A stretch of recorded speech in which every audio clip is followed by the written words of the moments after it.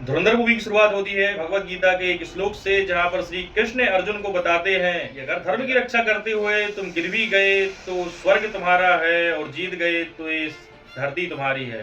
कहने का मतलब ये साम्राज्य तुम्हारा है। आप सोचेंगे वीडियो की शुरुआत में ये श्लोक क्यों? धुरंधर मूवी की शुरुआत ही इसी श्लोक से हुई है। उसमें बताया गया है कि ये कोई थ्रिलर नहीं है बल्कि कहानी है। कहानी है हमारे देश के प्रति कर्तव्य की, निष्ठा की, बलिदान की, और हर एक व्यक्ति को अपने देश के प्रति आगे रहने की। धुरंधर मूवी सभी को बहुत ही पसंद आई है। जो भी देखने के लिए गए हैं उनका कहना है कि धुरंधर वास्तव में ही धुरंधर है। राधे राधे, मैं अमन दुबे मात्र 3 मिनट में आपको पूरी कहानी बताने वाला हूँ। धुरंधर की कहानी एक ऐसे भारतीय एजेंट से शुरू होती है जिसे एक खतरनाक मिशन के लिए पाकिस्तान भेजा जाता है।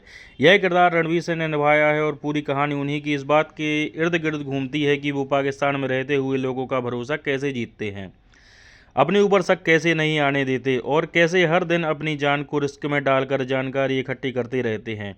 पिक्चर में उनकी यात्रा सबसे ज़्यादा दिल को छूती है। डर, तनाव, दबाव और एक फौलादी जज्बा सब कुछ दिखाई देता है, और साथ में दिखती है बहादुरी, जहां पर रणवीर सिंह जो है आगे बढ़ते चले जाते हैं जय हिंद की भावना के साथ।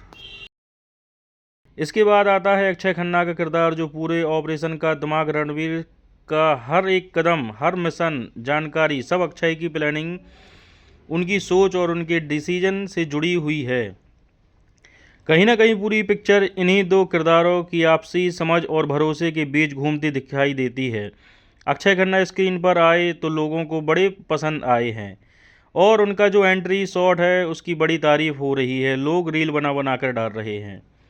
पिक्चर में संजय दत्त और रामपाल भी रोल निभा रहे हैं, और दोनों की एंट्री पिक्चर को और भारी बना देती है।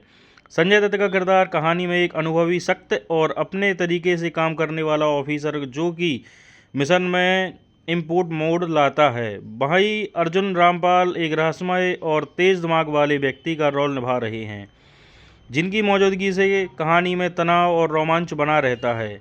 इन सारे कैरेक्टर की वजह से फिल्म का माहौल असली लगता है। ऐसा लगता है जैसे आप किसी असली ऑपरेशन होता हुआ देख रहे हैं, ना कि किसी पिक्चर की कहानी।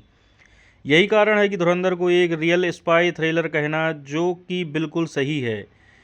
ये उन मूवीज़ में से जिनमें हर सीन, हर डायलॉग, हर मोड़ एक मिशन जैसा महसूस होता है, जहां डर हमेशा सामने और गलती का मतलब मौत।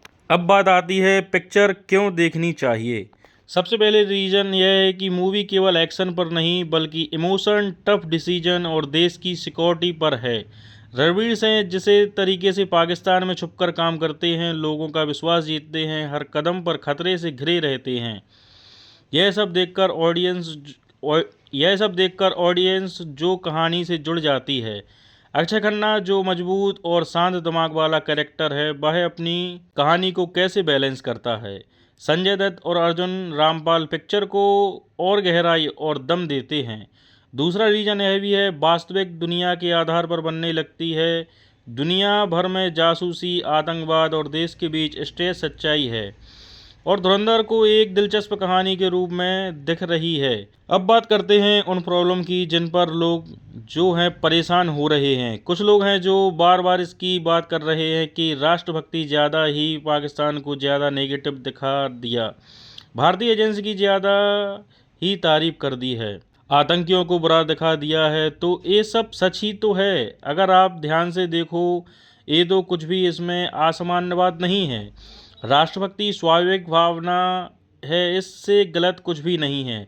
पाकिस्तान नहीं बल्कि कुछ एजेंसियां की बात हो रही है। भारतीय एजेंसी की तारीफ करना गलत नहीं है, क्योंकि उनका काम ही है हम लोगों की रक्षा करना, हमारी सुरक्षा के लिए जो आगे बढ़ते रहना। आतंकवादियों को अच्छा दिखा भी नहीं सकते, क्योंकि वो तो बुरे होते ही हैं, और उनकी हिंसा दिखाना जो कि रियलिटी से जुड़ा है, ना कि अतिशयोक्ति से। इसलिए जिन बातों को समस्या बताया जा रहा है, वही बातें इस पिक्चर को और मजबूत बताती हैं। फाइनली यह कहूँगा कि धुरंधर एक एक्शन फिल्म नहीं बल्कि एक ऐसी कहानी है जो आपको याद दिलाएगी कि देश की रक्षा कितनी कठिन, पर हमारे सैनिक, हमारे एजेंट किन हालातों से गुजरते हैं। यह पिक्चर उन लोगों को एक सलाम है जो अपनी पहचान छुपाकर देश की सुरक्षा के लिए सब कुछ दांव पर लगा देते हैं। जय हिंद, जय भारत।